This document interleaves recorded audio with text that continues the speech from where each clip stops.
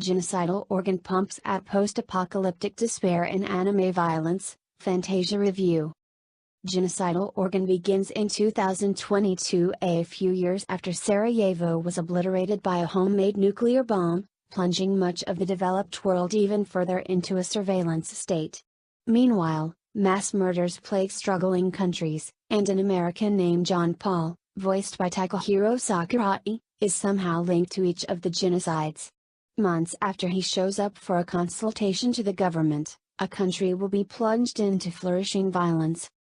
The United States government tasks Captain Clavis Shepard, voiced by Yuichi Nakamura, one soldier of many in a program that deletes their emotional responses, with hunting down and stopping Paul and discovering what weapon he's using to cause such enormous damage. Director Shuko murase has an absolute visual stunner on his hands here. In realizing a near future of control and catastrophe, his animation team has elevated the form through atom-level attention to detail and a blending of classic anime style with near-photorealistic environments. From the look of their version of Prague, it's clear that they studied it down to the last cobblestone. They even animated a quirky jazz band that plays on the Charles Bridge and recreated the famous Staromestska subway station with its beveled cascade wall of rainbow colors. The animation team behind Genocidal Organ was not messing around. All of that artwork is in service of a military action drama that tries to find some optimism in a world crippled by the human capacity for suffering. In digging through the ash heap, the film offers one answer to the why of violence.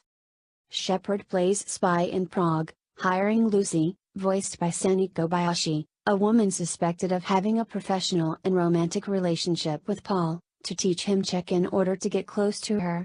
She's the key to a deeper conspiracy set in motion by Paul and a disruptive anti-surveillance group.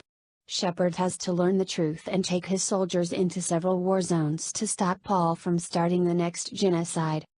Everything about Genocidal Organ is executed well, but it's also a standard story that we've seen dozens of times before. Anyone who's played Call of Duty, or really any military shooter, will recognize the plot movements from a mile off, which leaves it relying on its philosophical foundation to keep it fresh. On that front, it has a clever hook, embodied by what the organ of the title is, and it admirably attempts to find something deep about the human experience, referencing American slavery, Auschwitz, and current global strife. But these are anchor points that feel more name-checked than responsibly examined.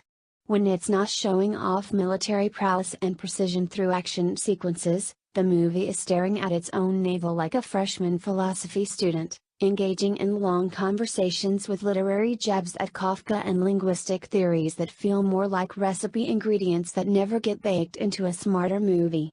They take up a huge amount of the movie's time without amounting to much.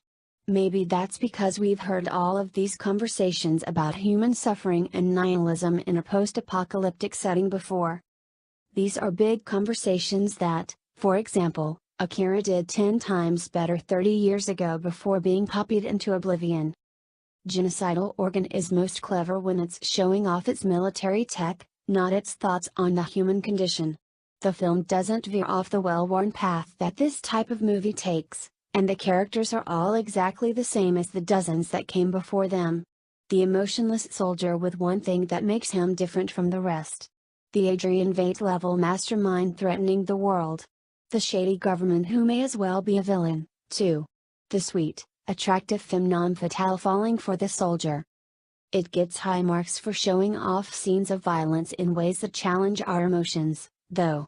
The best example is an early mission where Shepard and his team infiltrate a church to kill a foreign defense minister in charge of mass killings, and one team member sprays bullets into the target after going crazy. It's appropriately tense and thrilling in its bloodshed, but Genocidal Organ also sees fit to show us the scene again, in dead silence, as US government officials replay the tape from the mad soldier's body cam. Chillingly, it's a smart slap in the face for enjoying the action in the first place.